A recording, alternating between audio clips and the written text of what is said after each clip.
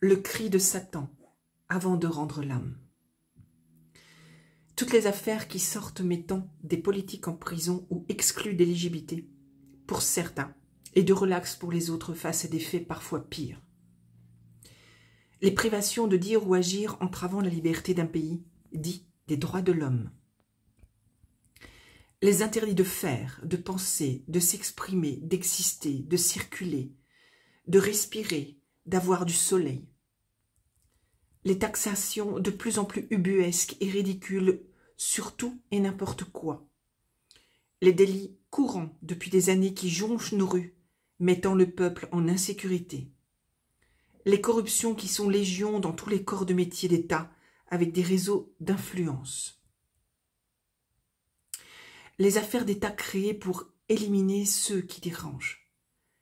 Les titres pompeux et médailles, légion d'honneur fleurissant des poitrines entachées par de sales affaires. Les injustices juridiques dont la liste devrait être inscrite dans plusieurs tomes tellement elle est impressionnante.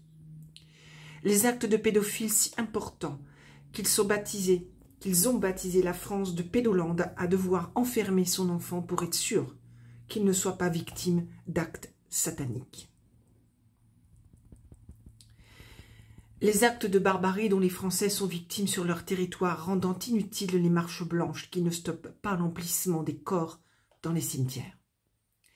Les invasions pour détruire nos cultures dont le dernier Ramadan a royalement affiché ses intentions mondialement. Pardon. Les forces de l'ordre et de défense sont aux ordres des corrompus et frappent les siens pour protéger leurs maîtres positionnés à l'État ainsi que les clandestins. Les agriculteurs qui se meurent réclament leur liberté d'exercer leur métier en respectant le vivant et gagner leur vie en toute autonomie avec légitimité. Les enfants maltraités par une éducation sexuelle imposée qui va créer une génération avec de graves conséquences psychiatriques, voire des profils déviants pouvant même devenir criminels. Des enfants maltraités par les, de mémoire, 13 vaccins obligatoires durant la petite enfance. Les obligations administratives que les fonctionnaires ne maîtrisent même pas. Les projections de peur gouvernementale telles l'invasion des Russes sans fondement. Les pauvres qui se nourrissent dans les poubelles pendant que les migrants sont logés, nourris, payés sur notre propre territoire. Nous ne disposons plus librement de notre argent et devons nous soustraire à des ponctions lourdes malgré nos cotisations et placements. Tout a été touché de plein fouet. La famille, l'enfant, le couple, la femme, l'intimité, le travail, le patrimoine, la santé, la liberté, la patrie, la fraternité, le vivant, l'âme, la justice, la défense. Je ne parle même pas des actes diplomatiques ayant brisé toutes nos relations avec l'étranger et nos alliances, telles l'Afrique noire et l'océan Indien, toutes perdues. La liste n'est malheureusement pas exhaustive au regard de ce que la France et son peuple endurent depuis des lustres. Les détails entravés, attaqués, dilapidés, détournés par des pseudo-élites d'État ont créé l'acceptation de les avoir considérés comme insignifiants. Ces détails qu'on ne travaille pas sur soi agissent de même sur sa propre personne si on ne focus pas dessus. Et il en résulte ce qui suit. Depuis des années, ces affaires de corruption, malveillance, torture existent. Depuis des années, le peuple français encaisse. Depuis des années, le peuple français râle. Depuis des années, le peuple français subit. Depuis des années, on entend que ça ne peut plus durer. Mais c'est de mal en pis. C'est encore plus rocambolesque, malgré tout cela, malgré ce passif, malgré qu'on n'en puisse plus, qu'on n'en veut plus.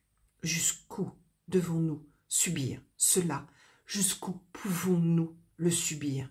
Jusqu'à quand cela va-t-il continuer?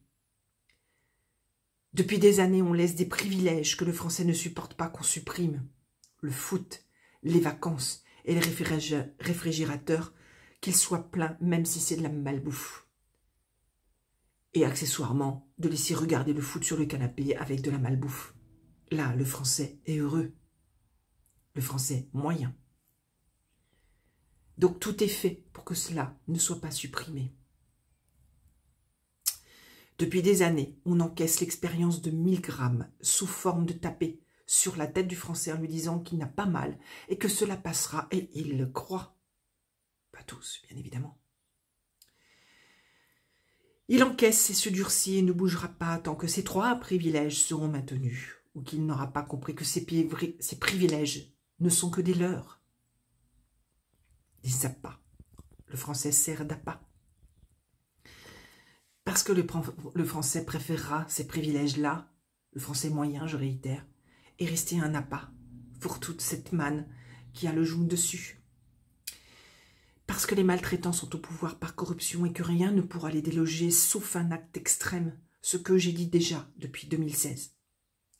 Et que même ces maltraitants font croire que c'est le peuple qui décide. On l'a vu que le peuple n'a aucune main. Aucune main. Mais malheureusement, la majorité y croit. Depuis des années, je dis que les grèves, manifestations, élections ne servent à rien. On ne m'a pas cru. Mais les coups portés à la 1000 grammes sur le peuple français sont encore supportables visiblement. Jusqu'à quand? Jusqu'à quand? Le réveil, s'il arrive, et je souhaite qu'il arrive, est-ce qu'il ne sera pas trop tard? On sait que cette accélération qui existe là est liée à l'agonie de ce Satan, entre guillemets, une forme de Satan. On sait que c'est de l'agonie, on sait qu'ils sont au bout, on sait qu'ils n'en peuvent plus, on sait qu'ils sont à la fin du fin. Mais ils peuvent encore quelque part gagner, ainsi que je l'ai dit dans mon dernier profil, mon vôtre, par le fait qu'il manque encore d'éveil, de réveil et de courage. Beaucoup de courage pour dire non, stop, ça suffit. Il ne faut pas avoir peur de tout ce qu'ils font. Il faut plus avoir peur de ceux qui ne font rien, de ceux qui acceptent de subir, de ceux qui acceptent d'encaisser, de ceux qui adorent se faire maltraiter à la 1000 grammes.